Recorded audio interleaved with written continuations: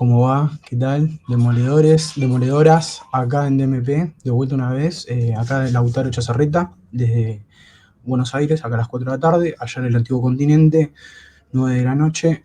De vuelta muy agradecido como siempre de que me invites, Adrián, a tu programa. ¿Cómo andas, Adrián?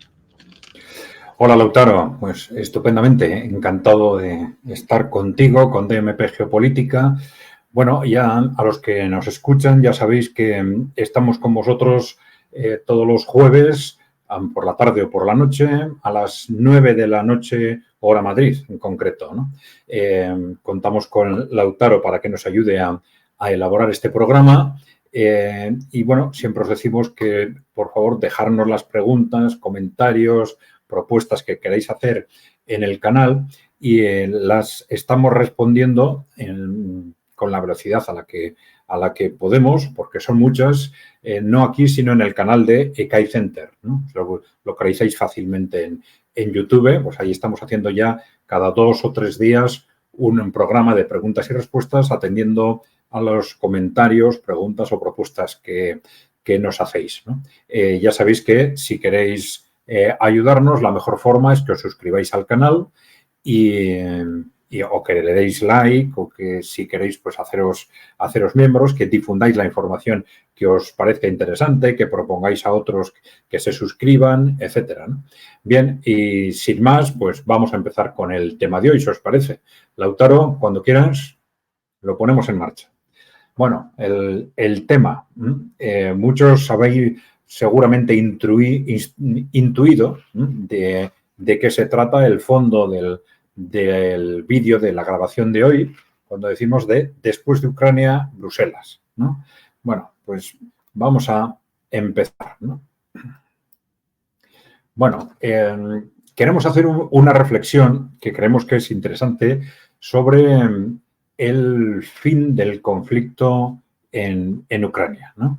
En principio, partiendo de la constatación de que el fin del conflicto se acerca, bueno, por razones militares por un lado, porque ya desde distintos ámbitos se hace referencia pues, a la necesidad de abrir un canal de negociación, incluso los entornos que hasta ahora eran más reticentes a hablar de cualquier tipo de negociación, como el propio gobierno de Ucrania, han empezado a hablar de esto, ¿no? Y esto es porque se está intuyendo que ya el fin del conflicto está cerca, ¿no? Bueno, ¿cuáles son las razones de que se esté acercando el fin del conflicto? Bueno, pues primero el balance militar. El balance militar que no tiene tanto que ver con los avances territoriales, porque no estamos en un conflicto territorial en el sentido de que el fin digamos, de cada ejército es en sí mismo el avance territorial, sino estamos en una guerra de desgaste, ¿no? En la guerra de desgaste el primer objetivo es desgastar al enemigo y que los avances territoriales sean una consecuencia posterior del colapso interno de ese enemigo, ¿no? Entonces nos encontramos ya desde hace mucho tiempo con un creciente reforzamiento del ejército ruso y con una creciente debilidad del ejército ucraniano, algo que ya está siendo reconocido incluso por el propio gobierno ucraniano. En declaraciones de estos días, casi pidiendo ayuda a Occidente porque reconociendo que su ejército está colapsando y además diciendo expresamente que el ejército ruso no es solo que no colapse como se decía al principio de la operación, sino que se está reforzando y cada vez se está reforzando tanto desde el punto de vista del número de personas como del equipamiento, los medios tecnológicos, etcétera, ¿no? Entonces, ese reforzamiento del ejército ruso y esa creciente debilidad del ejército ucraniano es lo que determina el que estemos avanzando ya muy rápidamente hacia el fin de ese conflicto, porque el colapso ucraniano está cada vez más cerca, ¿no? Está habiendo en conjunto avances territoriales continuos a todo lo largo del frente, pero dentro de esa guerra de desgaste, la táctica del ejército ruso no es priorizar el avance territorial, sino aprovechar los pequeños colapsos que se producen o las debilidades del ejército ucraniano para conseguir pequeños avances territoriales que no son el primer objetivo. En principio, en una situación normal, el que ataca siempre tiene un mayor coste, un coste normalmente muy alto porque arriesga mucho, ¿no? Un coste en personas y un coste en material. Entonces, la estrategia del ejército ruso es esperar, no dar prioridad a los objetivos territoriales, esperar a que ese propio colapso del ejército ucraniano vaya facilitando estos avances territoriales, ¿no? Bien, esto quiere decir que en conjunto ese colapso ucraniano está, como decimos, cada vez más cerca y con él probablemente el fin de la guerra, que puede ser muy rápido o muy lento, dependiendo de la evolución de la velocidad de ese colapso ucraniano y de en qué momento o en qué medida Rusia pues, esté dispuesta a apostar más o menos en ese avance territorial o prefiera esperar a un mayor colapso del ejército ucraniano, ¿no? Hay una única posibilidad de retraso de ese horizonte y sería, en teoría, una intervención masiva de la OTAN que llevara el conflicto a una escala, en principio, continental o mundial, ¿no? Pero bueno, durante meses o quizás durante más de un año aproximadamente, distintos países de la OTAN han estado intentando generar las bases para ese conflicto, provocando a Rusia fundamentalmente, intentando que fuese Rusia el que diera el primer paso de reaccionar atacando de alguna forma que justificara al bloque occidental una escalada, pero hasta ahora no lo han conseguido y ahora ya se abre un contexto en el que cada vez está más cerca esa victoria militar de Rusia, y a la vez en el que el contexto institucional de Estados Unidos y, por tanto, de las relaciones entre Europa y Estados Unidos, pues van a ponerse en cuestión probablemente dentro de unos meses. Y claro, la intervención masiva de la OTAN no se va a producir si Estados Unidos no participa directamente, ¿no? Estamos en un contexto similar al que se ha planteado en el caso de Israel. Israel está apostando también por una escalada del conflicto en Gaza, pero esa escalada no tiene un sentido directo porque son militarmente muy inferiores a los países que le rodean. Solo tiene sentido si en esa escalada consiguen implicar a Estados Unidos. Lo mismo pasa en Europa Occidental. Los países de Europa Occidental no tienen capacidad militar de enfrentarse a Rusia. Esa escalada solo tiene sentido si dan por supuesto que Estados Unidos se incorpora, que arrastran a Estados Unidos a esa escalada, ¿no? Y esto es aparentemente cada vez más difícil, ¿no? Bueno, esto es parte de esa escalada de provocaciones, ¿no? Está Europa Unida y la OTAN están listos para el contraataque de Kiev, autorizando a Ucrania de que ataque objetivos en Rusia, etcétera, ¿no? Eso ha sido la constante de los últimos meses, ¿no? Pero lo que sí se está visualizando ya es, como consecuencia de estos dos factores, por un lado la victoria rusa en Ucrania, por otro lado el cambio de contexto en Estados Unidos, que el fin del conflicto se aproxima, ¿no? Y entonces se está hablando de una posible negociación, de las bases de esa posible negociación, de en qué medida podría ser entre Rusia y Ucrania o en la práctica entre Rusia y Estados Unidos, ¿no? O entre Rusia, China y Estados Unidos, probablemente. Pero bueno, el tema es, ahí se está hablando mucho de la cuestión territorial, ¿no? Es decir, de si en cara a esa negociación o como consecuencia de esa negociación, Rusia iba a reclamar la incorporación a la Federación Rusa de unos u otros territorios de Ucrania y en base a esos territorios sobre cuáles se podría pactar o no, ¿no? De esto se está hablando mucho, pero todo el mundo está hablando de qué territorios, como consecuencia de esa negociación o de ese final de la guerra, se acabarían integrando en Rusia o no. Pero nosotros estamos advirtiendo de que, cuidado, que esa no es la cuestión fundamental, ¿eh? Porque, claro, esta guerra estalló más que como una reivindicación territorial, como una cuestión de la seguridad estratégica de Rusia, ¿no? Entonces, claro, avanzaría muy poco la seguridad estratégica de Rusia si, independientemente de qué territorios se incorporan a Rusia, detrás de esos territorios tienen un Estado obsesivamente antirruso, más antirruso que nunca y aliado estratégico de la OTAN, ¿no? Y que quizás al año siguiente no, pero en cuanto pueda se va a aliarse con la OTAN para rearmarse e intentar crear otra vez otro conflicto, ¿no? Entonces, ese marco estratégico implica, como se decía desde Rusia antes del conflicto también, pactar un marco de seguridad global europea, ¿no? Y esto implica, sobre todo, pactar qué es lo que sucede más allá de esos territorios que se prevé que se puedan integrar en la Federación Rusa, ¿no? Bien. Esto es lo que decimos. La cuestión básica, sí. Te iba a preguntar, perdón por el ruido, cuando se hablaban de un tratado para concluir el conflicto, creo que estaba en una petición de parte de Rusia de que esa Ucrania que quedase tenía que ser neutral, porque si no el problema se iba a volver a repetir, ¿o no?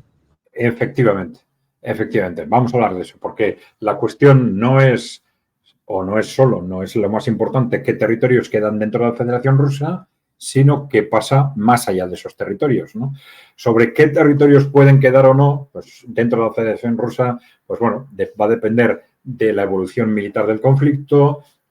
Una posible referencia son las regiones de habla rusa, ¿no? Es decir, que más o menos las regiones de habla rusa se incorporaran a la Federación Rusa, las regiones fundamentalmente de habla ucraniana no. Pero bueno, eso es una referencia aproximada de un posible horizonte, sin más, ¿no? Como decimos, esto no es lo fundamental, sino lo fundamental es qué pasa más allá, ¿no? Bien, más allá de esos territorios que se incorporan a Rusia, ¿no? Bueno, y entonces tenemos dos cuestiones claves en este sentido. Primero, ¿cuál es el futuro institucional de ese resto de Ucrania, ¿no? Es decir, porque ahora cuando se habla de esto, se está dando por supuesto que va a ser un futuro mirando hacia el oeste. Se habla de si se va a incorporar a la OTAN, unos diciendo por supuesto que se va a incorporar a la OTAN, otros diciendo cuándo se va a incorporar a la OTAN, pero claro, al final el punto de partida es de qué Ucrania estamos hablando, ¿no? Y para eso tenemos que recordar que Ucrania, a partir del fin de la Unión Soviética, pues tuvo gobiernos en los que se alternaron, digamos, las tendencias, vamos a decir, pro-este y pro-oeste, ¿no? Esto quiere decir que dentro de Ucrania hay las dos tendencias, y no solo en la zona, digamos, rusófona, ¿no? En la que se habla ruso, sino en toda Ucrania. Incluso antes comentábamos, antes de empezar, Lautaro, cómo ya 2 años después del final del régimen de la dictadura, si se quiere, de la Unión Soviética, cuando se hizo un referéndum en la propia Ucrania también, en el que se preguntó a los ciudadanos, tenían ya 2, 3 años de libertad de prensa, o sea que no estaban directamente no estaban condicionados por la situación de dictadura, ¿no? Se preguntó a los ucranianos si querían o no mantenerse dentro de la Unión Soviética, y más de un 70, creo que fue un 73, un 74% votó a favor de mantenerse dentro de la Unión, ¿no? Y sin demasiadas diferencias entre territorios del este y del oeste, ¿no? Esta era la mentalidad ucraniana después de la Unión Soviética, ¿no? Claro, esto en buena parte en función, pues, de quién controla los medios de comunicación, quién controla la industria cultural, etcétera, como pasa en todos los países. Esto se fue modificando y se fue arrastrando sobre todo a la población, vamos a decir, sí, de habla ucraniana, a una posición claramente antirrusa, ¿eh? Y esto pues, dividió en dos al país, etcétera, ¿no? Pero lo que quiero decir con todo esto es que no es en absoluto inverosímil que esa nueva Ucrania que quede más allá de esos territorios que se incorporan a Rusia sea una Ucrania neutral o una Ucrania, como se ha dicho a veces, neutral o una Ucrania claramente mirando hacia el este, ¿no? Que del estilo de lo que puede ser ahora Bielorrusia, por ejemplo, ¿no? No creo que sea en absoluto un horizonte que se pueda descartar, incluso una Ucrania que, por sus vínculos históricos, como los tiene con Bielorrusia, junto con Bielorrusia y con Rusia, llegaran a algún tipo de acuerdo de integración o confederación o algo por el estilo, ¿no? No sería en absoluto inverosímil, ¿no? Te quería preguntar entonces, ¿vos ves posible el escenario de una Ucrania total dentro de la Federación Rusa, o por lo menos más como Bielorrusia, un país aparte pero afín con Rusia? Sí, yo creo que es perfectamente posible, porque claro, hay que tener en cuenta que esa obsesión antirrusa es producto de 30 años de una constante provocación, incluso de la financiación de estos grupos nazis o neonazis, etcétera, ¿no? Pero, claro, eso, como vamos a ver ahora, es que probablemente va a cambiar el contexto en el conjunto de Europa. La influencia, esas influencias externas, ¿no?, sobre la propia Ucrania, seguramente se pondrían en marcha mecanismos para evitar la interferencia de estos países de Europa Occidental, como los que se han puesto en marcha en Eslovaquia, en Hungría, etcétera, ¿no? Y esto facilitaría una rápida evolución probablemente de la opinión pública y un contexto institucional, ya digo, que mirara más al este que al oeste, ¿no? Yo creo que esto es perfectamente verosímil, perfectamente posible. Bien, pero de cualquier forma tenemos dos cuestiones claves. La primera es, ya digo, el futuro institucional del resto de Ucrania, de esa Ucrania que en principio no se incorpora a Rusia como las provincias del este. Pero luego hay otra cuestión, que es el futuro de la Unión Europea, porque claro, si queremos organizar un marco de seguridad en Europa, la cuestión no es solo qué pasa con Ucrania, sino qué pasa más allá. Después de todo lo que ha sucedido, está sucediendo, vamos a mantener a este conjunto entre Unión Europea y OTAN obsesivamente agresivo con respecto a Rusia, ¿no?, pensando siempre en la necesidad de neutralizar, someter a Rusia, etcétera, que es al final el fondo del problema. Es lo que está generando este problema desde los años 90, desde la doctrina Wolfowitz en Estados Unidos y el sometimiento de esa Europa occidental a esas estrategias de la NATO y de Estados Unidos, ¿no? Bueno, entonces, como decíamos, sí, doctor. Te quiero hacer una consulta. En este escenario también se volvería a replicar esta cuestión si se agrega Ucrania. De vuelta tendría una frontera bastante caliente con lo que sería Polonia, que es parte de la OTAN, ¿o no? Es medio como paradójico también. Sí, bueno, vamos a ver. Históricamente las relaciones entre Ucrania y Polonia han sido muy malas, sobre todo ya sabemos durante la Segunda Guerra Mundial hubo unas matanzas impresionantes de población polaca, fundamentalmente, no solo polaca, pero fundamentalmente polaca por parte de este gobierno nazi o colaborador con los nazis de Ucrania, etcétera, ¿no? Independientemente de reivindicaciones históricas, ahora esta situación está bastante suavizada como consecuencia de, bueno, digamos, de ese frente común contra Rusia, ¿no? Pero hay unas reivindicaciones históricas también de Polonia sobre una parte del territorio de Ucrania que, bueno, se puede argumentar si debería ser parte de Ucrania o debería ser parte de Polonia. En Polonia piensan que debería ser parte de Polonia. Bueno, puede haber alguna disputa territorial de ese tipo sin ninguna duda, ¿no? Bien. Bueno, pero lo importante es que, además de todo lo que hemos dicho sobre el futuro institucional de la propia Ucrania, es que tampoco Ucrania es la cuestión de fondo. La cuestión de fondo es, como hemos comentado, ese enfrentamiento histórico entre Rusia y la OTAN, entre Rusia y Estados Unidos, ahora entre los países emergentes y Occidente, si se quiere, sobre todo, pues ya hemos dicho, a partir de que después de la Guerra Fría se pone en marcha en Estados Unidos esa doctrina Wolfowitz, que según la cual, digamos, el poder corporativo, esas corporaciones que controlan Estados Unidos y Europa, pues se consideran ya los dueños del mundo y identifican como un posible obstáculo para esa hegemonía mundial a Rusia, ¿no? Y más tarde también a China, ¿no? Pero ese es el origen del problema, ¿no? Entonces, a partir de ahí se producen esas políticas de acercamiento progresivo de la OTAN hacia las fronteras de Rusia, etcétera, ¿no? Entonces, hay que resolver ese problema de fondo, ¿no? Si queremos un marco de seguridad global en Europa, ¿no? Bien. Esto es lo que hemos dicho. Hay dos cuestiones clave: el futuro de la Ucrania que no se incorpora a Rusia y el futuro de la Unión Europea, ¿no? Porque es la Unión Europea la que desde un punto de vista institucional, define ese marco de esa Europa occidental enfrentada a Rusia, ¿no? Un marco que tiene el origen en la propia configuración de la Unión Europea, ¿no? Creada en buena parte como un instrumento de las grandes corporaciones, luego como un instrumento, sobre todo, vamos a decir, disfuncional a partir del Tratado de Maastricht, también a partir de la Guerra Fría, que no ha funcionado ni desde el punto de vista económico ni desde el punto de vista social, que ha sido pues, un desastre para la Unión Europea, ¿no? Para Europa en su conjunto, ya lo hemos comentado en algún otro programa, ¿no?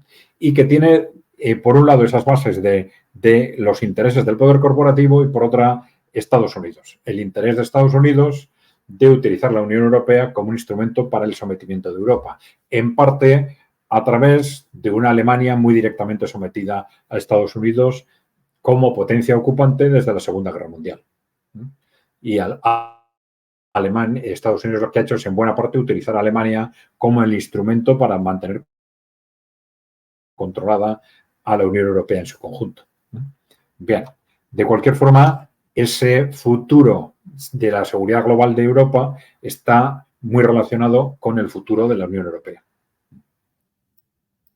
Bueno, el tema es, si Rusia vence en Ucrania, no está en peligro Europa, sino la Unión Europea y el poder corporativo en Europa, ¿no?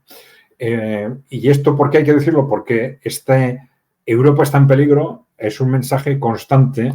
No he recogido aquí referencias de los medios sobre este tema, pero es un mensaje constante de los últimos meses. Cada vez que un líder político europeo hacía referencia a la necesidad de intervenir en Ucrania, a la necesidad de escalar el conflicto, a la necesidad de enviar nuevo armamento, a la necesidad de autorizar a Ucrania que utilice sus armas occidentales para atacar a Rusia, la necesidad de desplazar tropas de la OTAN a Ucrania, siempre se argumentaba que si Rusia vence en Ucrania, Europa está en peligro, nuestra civilización está en peligro. Este tipo de argumentos se han utilizado constantemente, ¿no? Claro, entonces es importante aclarar que en realidad no es Europa lo que está en peligro, al contrario, ya veremos que para Europa, para los ciudadanos y los países europeos, esta situación puede ser una verdadera oportunidad histórica, que lo que está en peligro es una configuración concreta de Europa a través de lo que hemos llamado Unión Europea y el poder corporativo que las grandes corporaciones están ejerciendo a través de esta configuración. Bien. Bueno, si Rusia vence en Ucrania, nos están diciendo, claro, pues Europa está en peligro porque, igual que Rusia había invadido Ucrania, luego van a pensar en invadir otros países, ¿no? Entonces, están hablando, pues, haciendo especulaciones de todo tipo y lanzando mensajes mediáticos en ese sentido, ¿no? Pues luego igual invadirían Polonia o invadirían Georgia y después de Polonia, pues, vete a saber qué, claro, Europa va a estar en peligro como consecuencia de estas decisiones de Rusia de empezar a invadir países, ¿no? Pero claro, ¿cuál es la lógica de esto, ¿no? Claro, invadir un país implica luego Rusia podría probablemente vencer militarmente, conseguir la derrota militar de los países europeos. Hemos dicho que estos países occidentales no tienen capacidad militar para enfrentarse a Rusia por sí mismos, ¿no? Pero claro, ¿qué gana Rusia venciendo esas guerras, ¿no? No tiene ningún sentido ocupar países con decenas o centenas de millones de personas que son países que iban a ser a partir de ese momento hostiles, etcétera, ¿no? Rusia no tiene ningún interés en nada de esto, ¿no? Claro, la cuestión es que para Rusia lo importante no es la conquista territorial. A partir de lo que Rusia tiene su esfera de influencia, pero lo importante, a pesar de todo lo que nos están diciendo sobre el riesgo de que Rusia atacara por el norte, por el sur, por el este, que invadiera unos países u otros, y decimos, bueno, efectivamente, podemos decir nosotros, el riesgo de si Rusia gana en la guerra es que Rusia vaya no a por Europa, sino que efectivamente vaya a por la Unión Europea. Y no a través de la conquista militar, sino a través de su influencia política e ideológica, ¿no? Y esto es a lo que realmente se teme en Europa, ¿no? No a y distintas operaciones o operaciones militares. El problema es que Rusia no solo era un peligro ya, digamos, a principios de los 90, como consecuencia pues, de su dimensión, sus recursos estratégicos, como consecuencia de lo que teóricamente podía pasar si se asentaba como un poder independiente, sino que, ya lo hemos comentado en otros programas, Rusia adoptó una posición, a partir de la llegada de Putin al poder, una posición claramente anticorporativa, echó a los grandes oligarcas del poder, no él, sino evidentemente los grupos que le apoyaban, ¿no? Desde los servicios de inteligencia, el ejército, grupos de la administración, sindicatos, etcétera. Su objetivo fundamental fue echar a los oligarcas del poder y asumir una posición, digamos, una estrategia anticorporativa similar a la que ha asumido China a partir de la llegada de Xi Jinping al poder en 2012, que supone asegurar que los oligarcas, las grandes empresas privadas, quedan apartadas del poder político y luego abordar una estrategia anticorporativa a nivel mundial que supone apostar por un mundo multipolar y, en este sentido, hacer frente al poder global de Wall Street y la City, para simplificarlo de alguna forma, ¿no? Bien, pero claro, como consecuencia de todo esto, además de haber hecho frente al poder occidental en el ámbito geopolítico, por ejemplo, a través de la intervención rusa en Siria, que destruyó las estrategias de Occidente de contener o de someter a los países musulmanes en su conjunto. Bueno, además de todo esto, Rusia ha ido teniendo una influencia creciente en Occidente, una influencia creciente, digamos, sobre todos los movimientos alternativos, ¿no? Es decir, frente a la unificación ideológica que ese poder corporativo consigue en Occidente en los años 90, donde se sigue hablando de izquierdas, derechas y centro, pero en la práctica todos acaban siendo sometidos rápidamente al dictado del modelo neoliberal, del atlantismo en geopolítica y de los modelos socioculturales de lo que nosotros llamamos el posmocapitalismo, ¿no? Al final, con matices, todos forman parte de lo que nosotros llamamos el partido único y, sin embargo, empiezan a surgir, fundamentalmente apoyados por un lado en Internet, pues, no sé, modelos, oposiciones, grupos alternativos, ¿no? Que van escapando del control de ese partido único, grupos alternativos con una fuerza creciente en el conjunto de Europa, también en Estados Unidos, en parte de Latinoamérica, y esos grupos alternativos de izquierda, de derecha, centro, siguen utilizando esas denominaciones en buena parte, pero todos, en la medida en que se plantean como la necesidad de buscar alternativas a ese partido único, empiezan a mirar a los países emergentes y empiezan a mirar sobre todo a Rusia, ¿no? Entonces, sistemáticamente se les califica de prorrusos, ¿eh? Y tienden a tener ese tipo de posiciones de cuestionar la Alianza Atlántica, cuestionar a la OTAN, cuestionar los posicionamientos militaristas en Ucrania, apostar por la paz en Ucrania, ¿no? E incluso a niveles de gobierno, pues ya vemos que ese tipo de disidencia pues ha llegado a gobiernos de países como Eslovaquia, con el gobierno socialdemócrata de Fico, o Hungría, con el gobierno democristiano de Víctor Orbán, ¿no? Pero es que en conjunto, en todo lo que son esos movimientos alternativos, la influencia rusa es altísima, ¿no? Altísima y creciente, ¿no? ¿Por qué? Pues porque lo ven como un país que ha sido capaz de quitar del poder a estas poder corporativo, a estas grandes corporaciones, y a partir de ahí empezar a trabajar como gobierno defendiendo a sus ciudadanos. Y esto es lo que, desde una ideología u otra, todos estos movimientos están intentando buscar.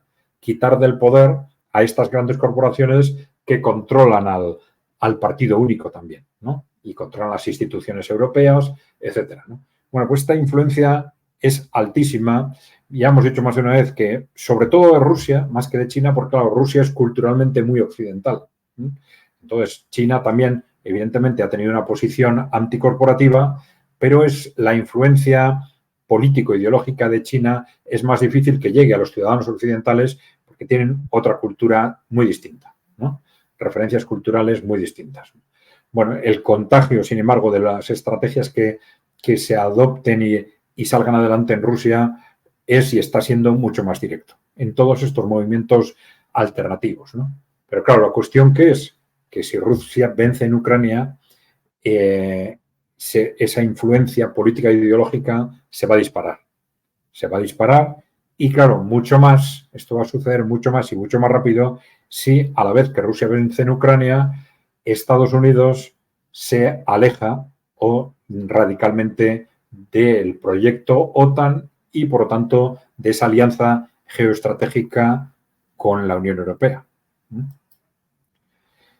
Esta es la cuestión fundamental. Si por un lado Rusia vence en Ucrania y por otro lado Estados Unidos se va de esa interrelación, de esa integración geopolítica con Europa, la Unión Europea va a tender rápidamente a disolverse, porque estas son sus propias bases, esa integración con Estados Unidos, ¿no?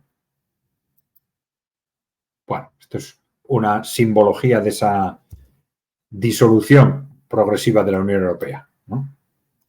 Bueno, decimos, si Estados Unidos se va, la Unión Europea se disuelve. ¿Por qué? Bueno, pues tendríamos, por un lado, que Alemania rápidamente se independizaría de Estados Unidos. El país que probablemente de los grandes países ha dependido más directamente de Estados Unidos. Claro, esto no lo podemos interpretar en base a líderes políticos concretos.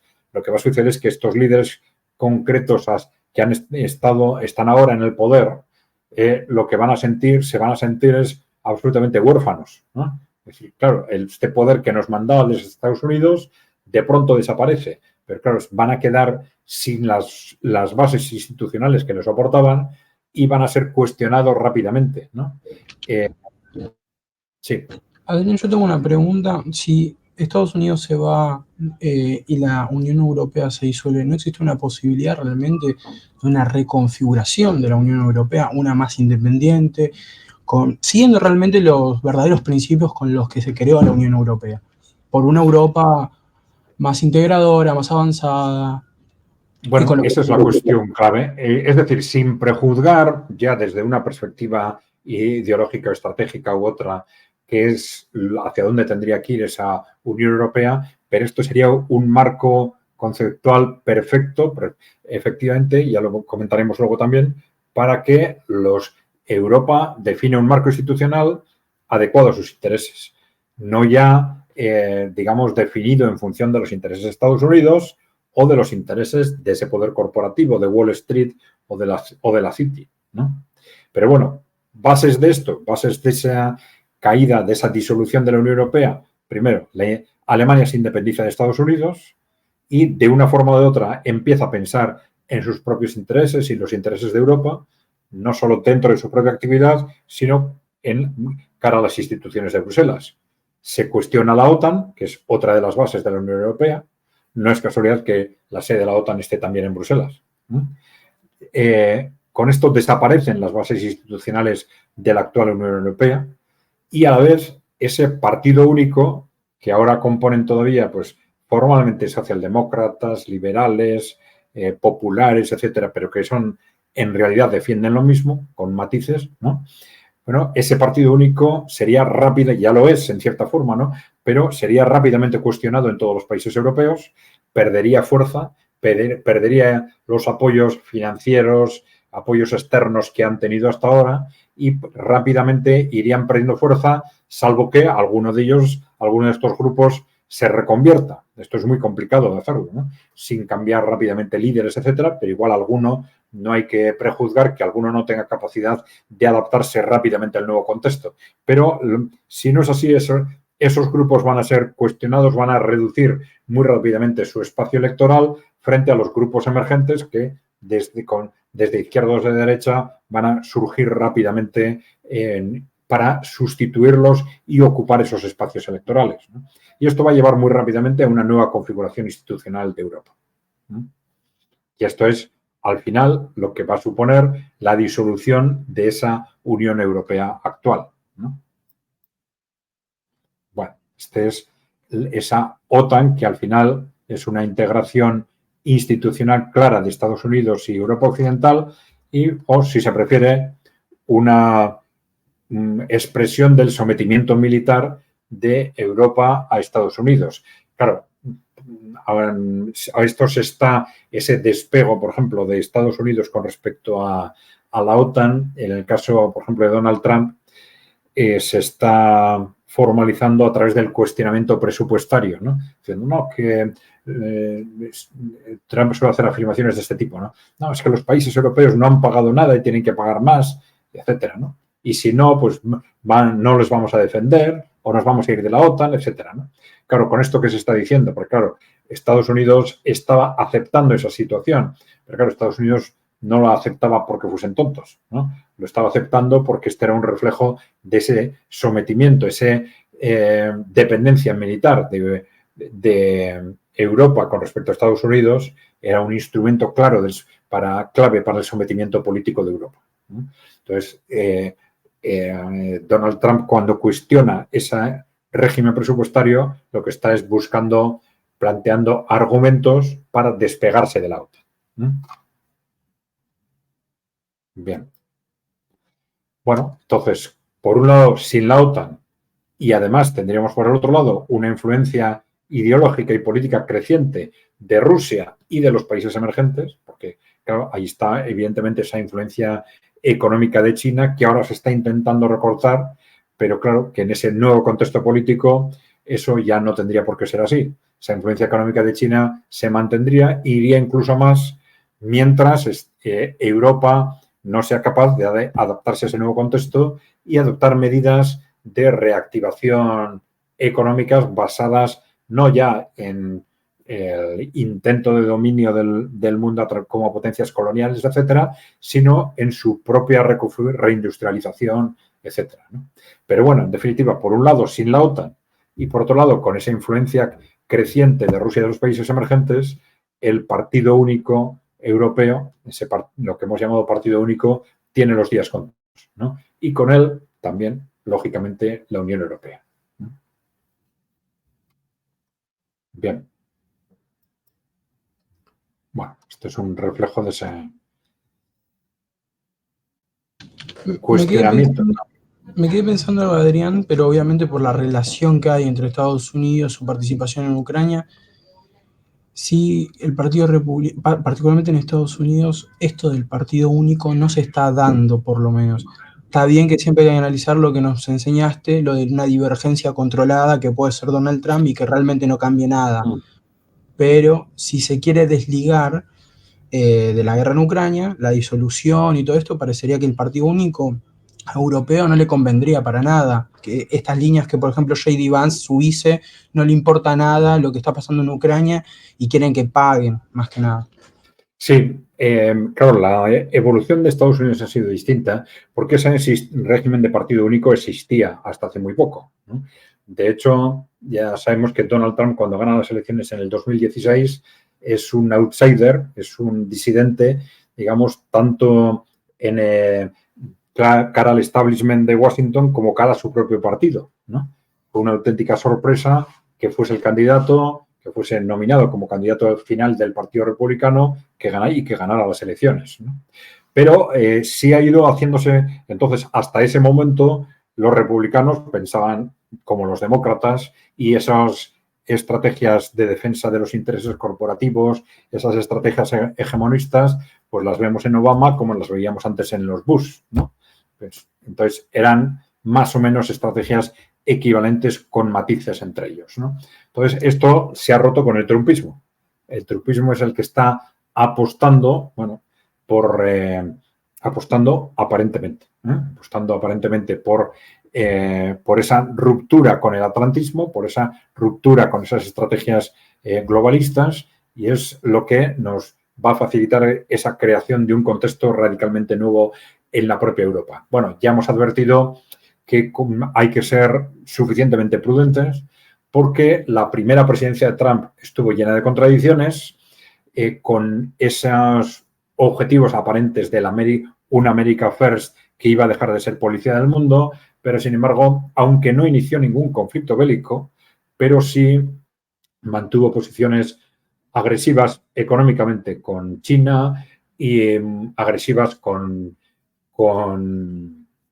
Irán, por ejemplo, también, o muy protectoras de los gobiernos de Israel. Claro, esas políticas, esas contradicciones no van a ser posibles ahora. A partir de ahora, la integración de intereses entre Rusia, China, Irán, BRICS, el bloque emergente, es ahora muchísimo más grande, muy evidente. Entonces, Estados Unidos no va a poder intentar pacificar las relaciones con Rusia mientras se enfrenta militarmente a otros países, ¿no? A otros países de ese mismo bloque, ¿no? Otra cosa es, sí, algún tipo de pugna económica que sería natural, por ejemplo, con China, ¿no? Dentro de esas estrategias de intentar reindustrializar Estados Unidos, etcétera, pero esa lucha económica es una cuestión distinta, ¿no? Bueno, de cualquier forma, sí es importante tener en cuenta la posibilidad de que a partir de esa nueva presidencia de Trump se abran dos escenarios distintos, ¿no?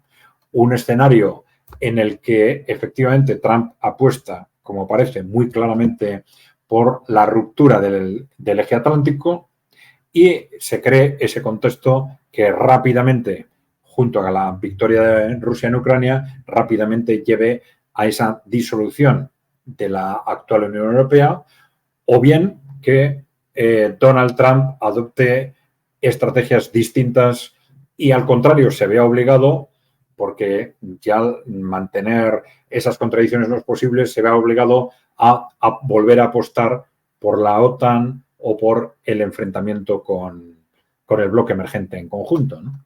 Un enfrentamiento más o menos abierto, ¿no? Bueno, y esto nos lleva precisamente a este horizonte, ¿no? Tenemos dos vías para esa caída de Bruselas, ¿no? Esa caída que hay que dar por supuesto que se va a producir teniendo en cuenta cuál es la situación actual, pero tenemos dos opciones teóricas, que una de ellas sería lo que hemos comentado hasta ahora, más o menos, ¿no? Una vía rápida que se produjera por una pinza entre Rusia y Estados Unidos, si se quiere, o los países emergentes y Estados Unidos, sería la confluencia de la victoria de Rusia en Ucrania y la victoria electoral de Trump en Estados Unidos, de un Trump que es coherente con ese America First, con ese dejar de ser policía del mundo y con esa ruptura del eje atlántico. Bien. Y la otra opción teórica sería, digamos, la vía lenta en la que Trump o bien no gana las elecciones o bien no responde a esas expectativas y queda claro que al final pues Trump no era lo que decía que era, o el trumpismo no es lo que dicen que son. Bueno, vamos a ver un poco de esto. La caída de la Unión Europea. Vamos a ver, primero la vía rápida. Tenemos tres bases para ello, ¿no? Primero, la victoria de Rusia en Ucrania, que esto es algo que está en camino, salvo un desastre, ya lo hemos comentado antes, de un desastre generado por una intervención masiva de la OTAN que necesariamente tendría que estar acompañada por una intervención de Estados Unidos, sin descartar que en estos pocos meses que quedan se produzca algún estallido de ese tipo, precisamente para evitar que una presidencia de Donald Trump pueda reorientar esta situación o que la victoria de Rusia avance demasiado y haga ya, digamos, irresoluble la situación, ¿no? Entonces, esto es difícil. Durante estos días o estas semanas hay menos declaraciones agresivas de los líderes políticos de los países más importantes, pero se siguen produciendo los movimientos de tropas, vamos a decir, amenazantes, ¿no? De desplazamientos hacia Ucrania, etcétera. Con lo cual, el riesgo de que haya de todas formas un estallido durante estos meses está ahí todavía. Bien.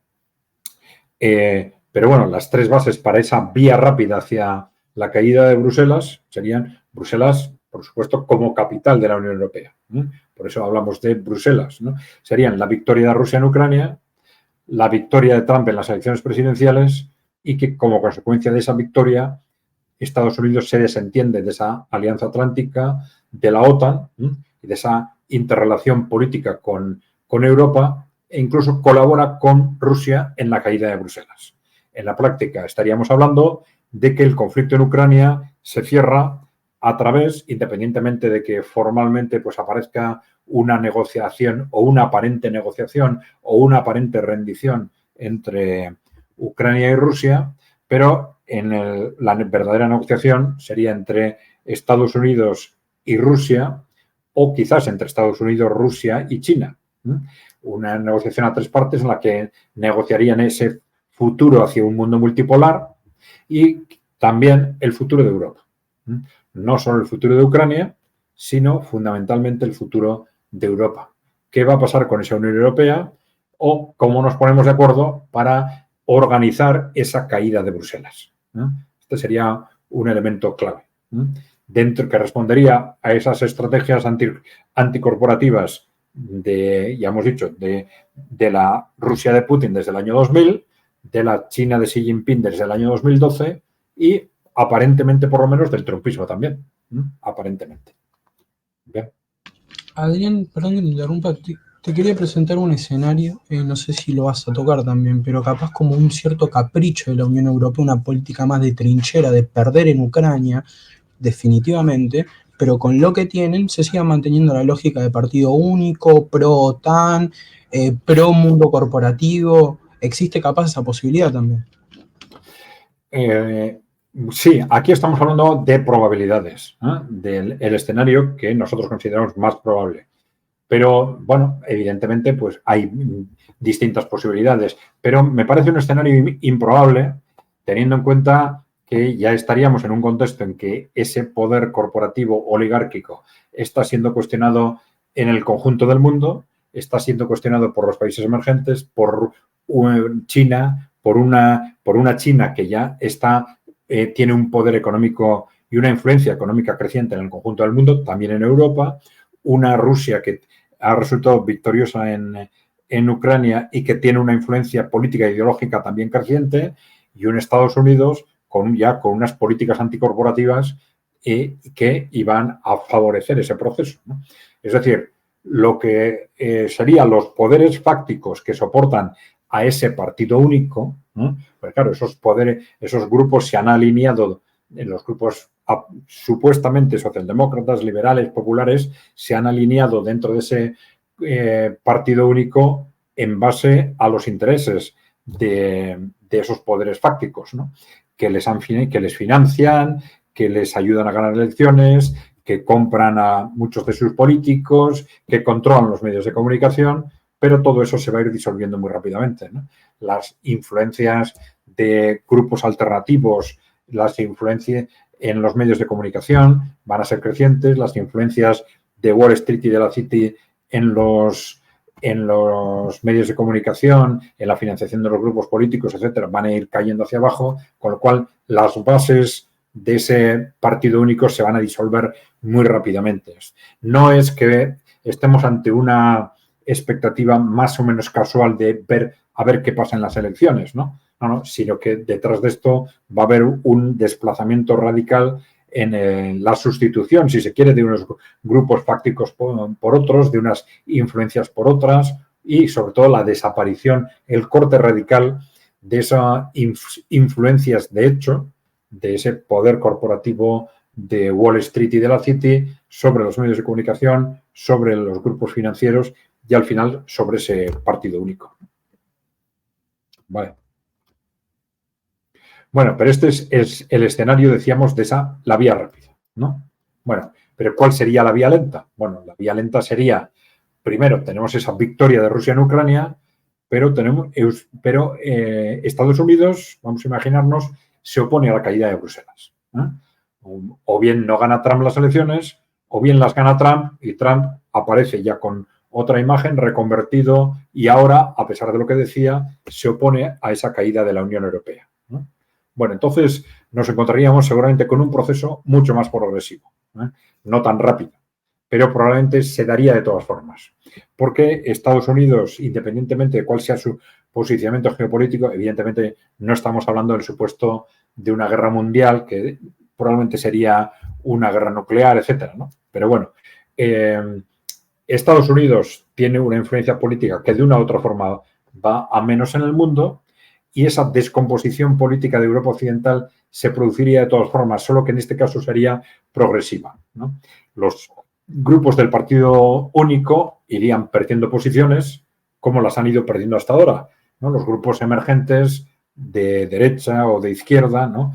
Que les llaman populistas, ¿no? Pero irían cogiendo peso, irían haciéndose con un gobierno aquí, otro gobierno allá, con más rapidez de la que hasta ahora, y esto llevaría a una descomposición también de esas bases de la Unión Europea, de esas bases del partido único, solo que más lenta que en el otro contexto, ¿no?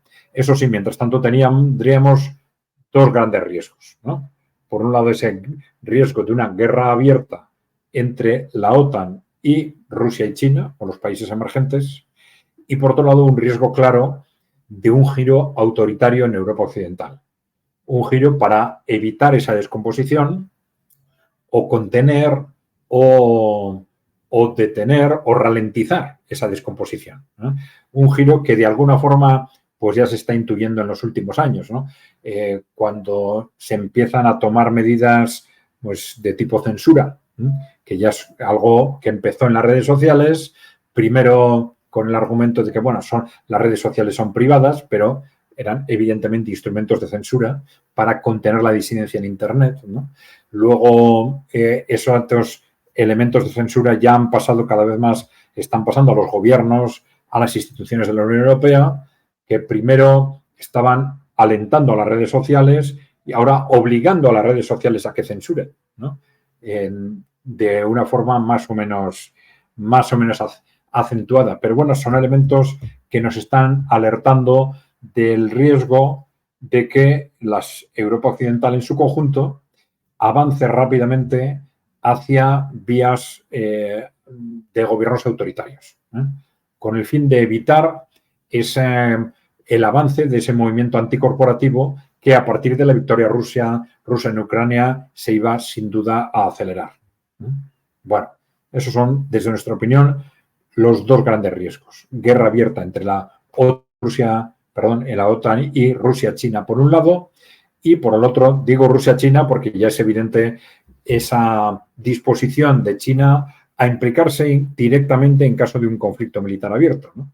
Hoy mismo aparecían esas noticias alertando de bombarderos estratégicos de Rusia y de China patrullando conjuntamente en el Pacífico, en el mar de Barents, junto a las costas de Estados Unidos, ¿no? Claro, estos son cuestiones muy simbólicas, como ese desplazamiento de tropas chinas a Bielorrusia, ¿no? Con ejercicios militares en la propia Bielorrusia, junto a las fronteras de Ucrania, de Polonia o de Lituania. No es que China estén pensando ya en implicarse directamente en el conflicto, pero están avisando. Ojo que estamos aquí y que si este conflicto estalla, no va a ser solo con Rusia, va a ser también con nosotros, ¿no? Yo creo que el mensaje es clarísimo. Si se produce una guerra abierta entre la OTAN y Rusia, no va a ser entre la OTAN y Rusia, va a ser entre la OTAN y Rusia y China. Bien. Bueno, con todo esto, pues estamos ante ese previsto colapso de la Unión Europea, que no es el colapso de Europa, es el colapso de unas instituciones concretas que, al contrario, han estado avanzando en la destrucción de Europa durante los últimos 30 años prácticamente, ¿no? Y esto es muy importante, ¿no? Distinguirlo. Creo que ya hablamos de esto en otro programa, pero la Unión Europea, independientemente de esos objetivos iniciales, por un lado, de utilizarlos para el poder corporativo, para los intereses de las grandes corporaciones, por otro lado, para el control por parte de Estados Unidos, en buena parte a través de Alemania, ¿no? Pero era una estructura que dentro de ese marco era funcional, ¿no? hasta el final de la Guerra Fría, pero que dejó de ser funcional a partir del Tratado de Maastricht. Y esto se ha visto clarísimamente en la evolución de Europa desde entonces, ¿no?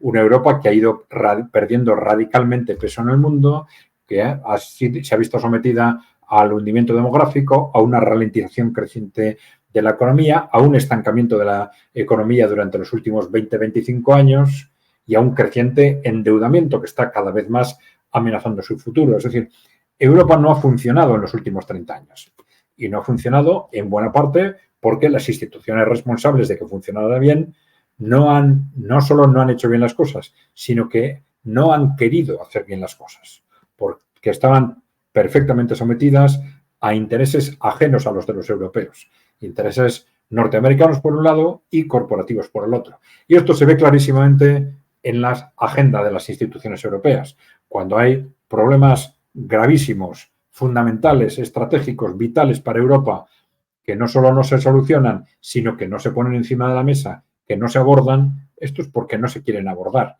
y que precisamente se van convirtiendo en los problemas fundamentales y cada vez más graves porque no se abordan, ¿no? Entonces, esto nos revela claramente que estas instituciones no están pensando en los intereses de los europeos, ¿no? Y al contrario, son directamente responsables de este desastre de Europa, ¿no? Bueno, entonces sí podemos hablar, pensando en positivo, de que el hundimiento, esa caída de la Unión Europea, no es en absoluto la caída de Europa, al contrario, es una auténtica oportunidad histórica para Europa, ¿no? Entonces, una oportunidad de empezar a pensar en qué es lo que necesitamos para construir el futuro. Los países europeos tienen, bueno, una tradición histórica común evidente y además son a nivel global suficientemente pequeños como para justificar tener una estructura común. Vamos a llamarle también Unión Europea, como le podríamos llamar de otra forma, ¿no? Pero bueno, podríamos a partir de ese momento construir una nueva Unión Europea que, independientemente, no vamos a entrar en ideologías concretas, pero que tuviera unos puntos de partida claves, ¿no? Como pueden ser, primero, esa ruptura de la dependencia con respecto a Estados Unidos, una cuestión clave para que nuestras instituciones empiecen a trabajar a favor de los europeos, una ruptura de esa dependencia con respecto al poder corporativo y para ello, bueno, lo mejor que podríamos hacer es aprender de lo que han hecho en Rusia y en China para apartar a ese poder corporativo del poder político. Esto sería lo que nos permitiría dar un nuevo impulso al desarrollo social y económico, crear unas instituciones que aseguremos que trabajan para los ciudadanos, hacer frente a los grandes países, a los grandes retos de Europa, y eso sí, en un contexto también de intercooperación con los vecinos, ¿no? Con Estados Unidos, por un lado, es decir, esa ruptura del sometimiento a Estados Unidos no tiene por qué suponer una ruptura con Estados Unidos, sino permitiría crear las bases para una cooperación futura y también, por supuesto, con Rusia y con China, sin descartar la posibilidad de analizar, por ejemplo, pues a veces se ha hablado del interés de que dentro de Eurasia se configuren otro tipo de ejes, quizás complementarios, ¿no? Por ejemplo, se ha hablado a veces de una Unión Europea desde Lisboa hasta Vladivostok, que incluyese a Rusia en su conjunto. Bueno, serían cuestiones a analizar. Sería una forma de garantizar en un futuro, digamos, unas relaciones pacíficas entre Rusia y Europa Occidental, por ejemplo, ¿no? Una cuestión muy importante, ¿no? O incluso que a través de esos ejes socioeconómicos de la nueva ruta de la seda o este eje de la franja y la ruta, impulsado desde China, pues que al final se cree, se impulse o se potencie ese eje euroasiático en conjunto, ¿no? Desde Europa hasta China, ¿no? Siempre partiendo de bueno, esa voluntad clara de los países emergentes o de los BRICS de evitar crear nuevos contextos que alimenten futuros, vamos a decir, neocoloniales, en los que unos países intenten aprovecharse de otros por la fuerza, por ejemplo, ¿no? O intentando comprar a los gobiernos, comprar voluntades, como Occidente ha estado haciendo con los países neocoloniales, ¿no? Es decir, vamos a apostar por formas de cooperación entre los países en base al win-win, en las que todos ganen, y no que uno gane imponiendo condiciones a los demás, ¿no? Bueno, esto que suena muy bonito, pero para algunos resulta difícil de creer, nosotros siempre decimos que la base fundamental para que eso funcione es cómo se organizan los países internamente, ¿no? Porque los países en los cuales que están al mando de élites que explotan a sus propios ciudadanos van a reproducir ese tipo de relaciones cara al exterior.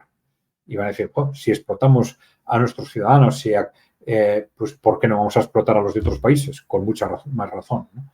Sin embargo, países en los que los gobiernos no dependen de un poder corporativo, sino que con una u otra ideología, pero apuestan por sus ciudadanos, van a tender, esto va a facilitar enormemente que cara al exterior establezcan relaciones de tú a tú, relaciones respetuosas con los intereses de otros países. Yo creo que esto es una cuestión clave que hemos aprendido de los procesos internos de China y de Rusia y que permiten crear un marco no ya utópico, sino un marco, yo creo que realista para este nuevo mundo en el cual Europa debería ser una parte fundamental, ¿no?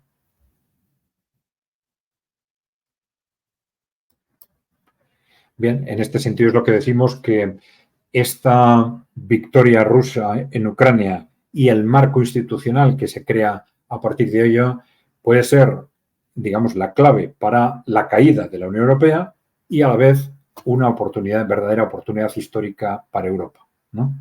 Y esto un poco para sintetizar esta reflexión, ¿no? Bien, pues esto es lo que queríamos exponer en el vídeo de hoy. Bueno, con esto terminamos. Como siempre, pues ya sabéis, por favor, dejarnos comentarios, preguntas, propuestas, que vamos a intentar responderlas en vídeos de preguntas y respuestas que ya estamos haciendo en el canal de Kai Center, en el canal de YouTube de Kai Center. Y aquí, pues ya sabéis, si queréis ayudarnos, lo mejor que podéis hacer es suscribiros al canal, dar like si os gusta el vídeo.